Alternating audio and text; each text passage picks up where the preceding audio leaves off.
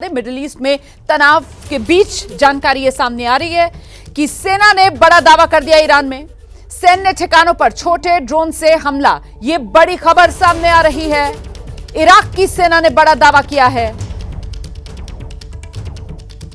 सैन्य ठिकानों पर छोटे ड्रोन से हमले का दावा किया जा रहा है।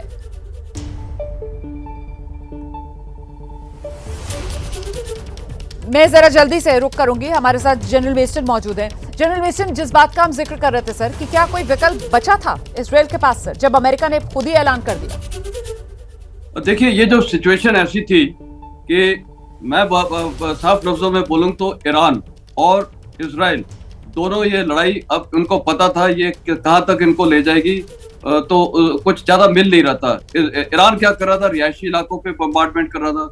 इजराइल क्या कर रहा था, उन्होंने शुरू में किया इनके जितने भी न्यूक्लियर फैसिलिटीज पे तो बम्बार्ड किया, साथ में इनके जितने IRGC कमांडर हैं, न्यूक्लियर साइंटिस्ट हैं, काफी हद तक उनको एलिमिनेट कर दिया था।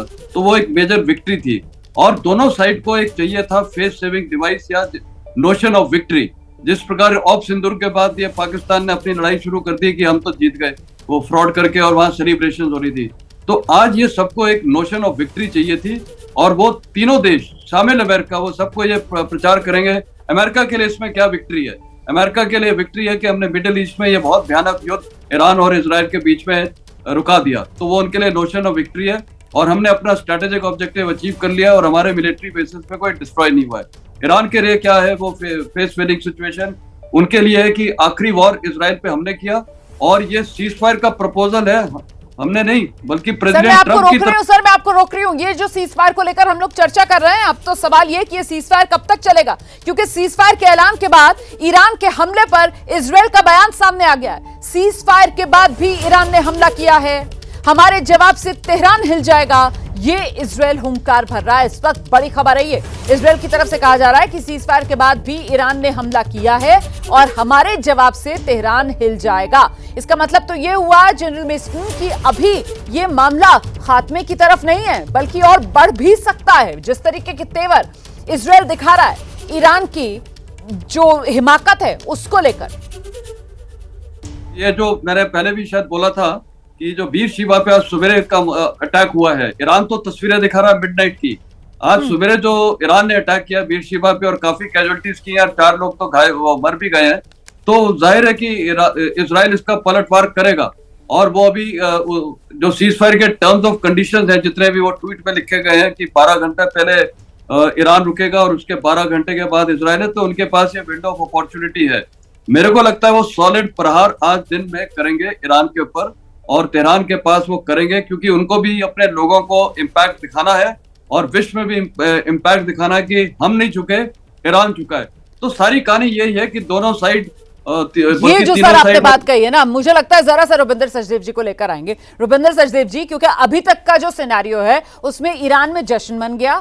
ईरान के पास कहने के लिए यह है कि देखो इजराइल को तो हम सबक सिखा ही रहे थे, उनका जो एयर डिफेंस सिस्टम है उसको तो हमने तार तार दुनिया के सामने करके रख ही दिया। जिस तरीके से हमारे मिसाइल्स जो हैं वो इजराइल के शहरों तक पहुंचे और वहां पर तेल अवीव से लेकर हाइफा तक हमने तबाही मचाई। इसके अलावा अमेरिका अगर आकर हमारे परमाणु ठिकानों पर वार करता है तो हम अमेरिका को भी जवाब देने में नहीं चूकते हैं। हम जाकर कतर में जो अमेरिका का बेस है वहां पर भी हम हमला कर देते हैं। तो यहां दिखाने के लिए अगर इजराइल की बात की जाए तो उसी के हाथ खाली, और अब यह मौका इजराइल अपने हाथ से नहीं जाने देगा और तेहरान पर इजराइल की तरफ से बड़े हमले किए जा सकते हैं इस युद्ध विराम के ऐलान के बाद भी। अब यही तस्वीर उभर रही है रुबिंदर जी। जो आपने ईरान का नैरेटिव दिया बिल्कुल सही। ईरान अपनी लोकल जनता को यही कहानी बताएगा जो आपने लेआउट कर दी कि भाई इजराइल ने करा, हमने वापस करा। आज तक मिडिल ईस्ट में तेल अवीव पर बॉम्ब अटैक्स नहीं हुए हैं। मिसाइल अटैक्स कब हुए थे, कौन सी वॉर में? 50 साल पहले, 60 साल पहले अगर हुए थे, राइट, हमने वो कर दिया। इमेजेस आ रही हैं, अमेरिका ने हम पे किया तो हमने कतर में अमेरिकन बेस पे अटैक कर दिया। तो ईरान अपनी जनता को तो डेफिनेटली ये दिखाएगा, बट असलियत जो है ईरान बहुत ज्यादा नुकसान सह चुका है। अब इजराइल पे आइए। इजराइल के पास बहुत कुछ है क्लेम करने को, नेतन्याहू के पास बहुत कुछ है। पहली बात तो उसने अमेरिका को इस जंग के अंदर खींच लिया। एक टर्म होती है अंग्रेजी में, टेल वैग्स द डॉग। अभी तक जो अमेरिका ने करा, और अमेरिका इनफैक्ट जो जंग में इन्वॉल्व भी हुआ ट्रंप, वो बहुत 90% या सारा का ये श्रेय जाता है नेतन्याहू को। पिछले 10 साल से 20 साल से किस तरह से उसने अमेरिकन पॉलिटिक्स में लॉबिंग करी, कन्विंस करा। ये तो 10 साल पहले बोलता था कि 1 महीने बाद ईरान का न्यूक्लियर बम तैयार हो रहा है, इतनी अर्जेंसी है, ये है वो है।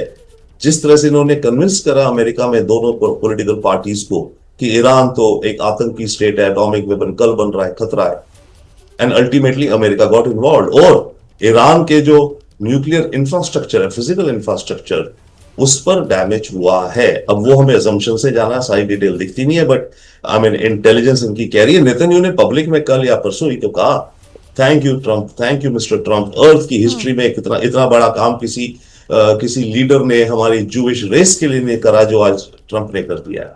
तो Israel is very much there, but now coming back to इधर ईरान। सर थैंक यू तो आज भी कर रहे हैं, थैंक यू तो आज भी नेतन्याहू ने किया है डोनाल्ड ट्रंप को कि अच्छा हुआ, बहुत धन्यवाद आपका, आपने सीज फायर का ऐलान कर दिया। लेकिन सवाल ये कि वो धन्यवाद देने के बाद ये जो कहा जा रहा है इजराइल की तरफ से कि साहब हम ऐसा जवाब देने वाले हैं तेहरान को कि तेहरान हिल जाएगा, इसका मतलब क्या है? ये सीज फायर कब तक के लिए, कितने समय के लिए? इसको लेकर भी अब प्रश्न चिन्ह यहां पर लगता हुआ नजर आ रहा है।